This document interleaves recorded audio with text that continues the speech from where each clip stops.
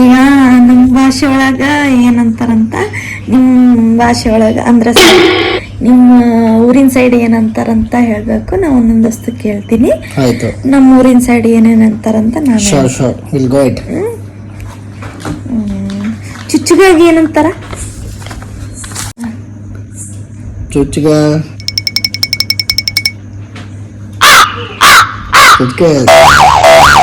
ಚುಚ್ಚುಗ ಅಂದ್ರೆ ಮಗಚಕೈ ಅಂತ ಹೇಳ್ತಿಲ್ಲ ನೀನು.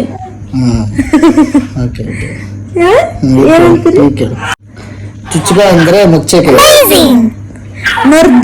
ನರ್ಜ್ ಅಂದ್ರೆ ಅದು ಸಣ್ಣ ಸಣ್ಣ ನೆನತರ ಓಡಾಡ್ತಿರ್ತಾವಲ್ಲ.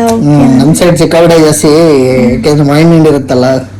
ಇಲ್ಲಿನ ಇರ್ತಾವ ಮಾವಿನ ಹಣ್ಣು ಅಲ್ಲ, ಅಲ್ಲಿ ಜಾಸ್ತಿ. ನಾವು ಗುಂಗ್ರ ಅಂತೀವಿ. ಗುಂಗ್ರ ವಾಟ್ಗ, ಚಾ ಕುಡಿಯೋ ವಾಟ್ಗ, ಕಾಫಿ ಸೋಸ್. ಅದು ಚಾ ಕುಡಿಯೋ ವಾಟ್ಗ, ಕಾಫಿ ಕುಡಿಯೋದು ವಾಟ್ಗ, ಲೋಟ ಲೋಟ ಅಂತೀವಿ.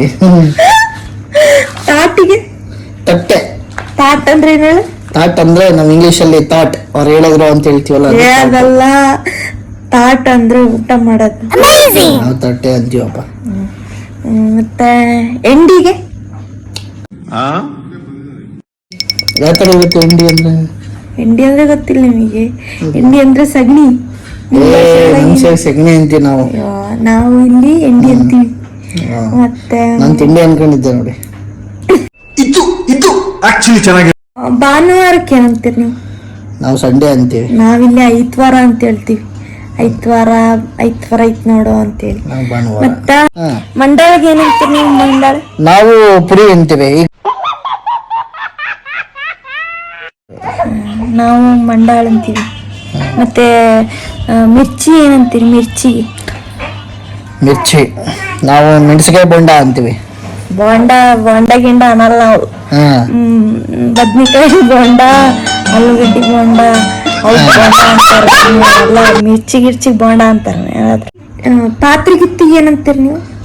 ನಾವು ಚಿಟ್ಟೆ ಅಂತ ಹೇಳ್ತೀವಿ. ಅದು ಕಂಬಳಿ ಹುಳ ಇರುತ್ತೆ. ಕಂಬಳಿ ಹುಳ ನೀವೇನಂತೀರಾ? ಕಂಬಳಿ ಹುಳಕ್ಕೆ ನಾವು ಕಂಬಳಿ ಹುಳ ಅಂತೀವಿ. ಸದ್ಯ ಇದೊಂದು ಕರೆಕ್ಟ್ ಹೇಳಿದೆ ನನಗೇನು ಚಿಟ್ಟೆಗೆ ಏನಂತೀರಂತ ಅಷ್ಟೇ ಕೇಳಿದ್ ನಾನು. ನಾವು ಚಿಟ್ಟೆ ಅಂತೀವಿ. ಮತ್ತೆ ಮಾವಿನ ಗೊಟ್ಟಕ್ಕೆ ಏನಂತೀರಿ? ಒಳಗ ಮಾವಿನ ಓಟೆ. ಮಾವಿನ ಓಟೆ, ಮರದಲ್ಲಿ ಕೋಟೆ.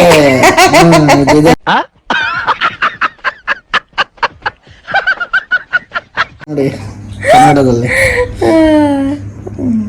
ಸರಿ, ಇದಕ್ಕೆಲ್ಲ ನಿಮ್ಮ ಸೈಡು, ನಿಮ್ಮ ಊರಿನ ಸೈಡ್ ಏನೇನು ಹೇಳ್ತಾರಂತ ಕಮೆಂಟ್ ಮಾಡಿ ಹೇಳಿ.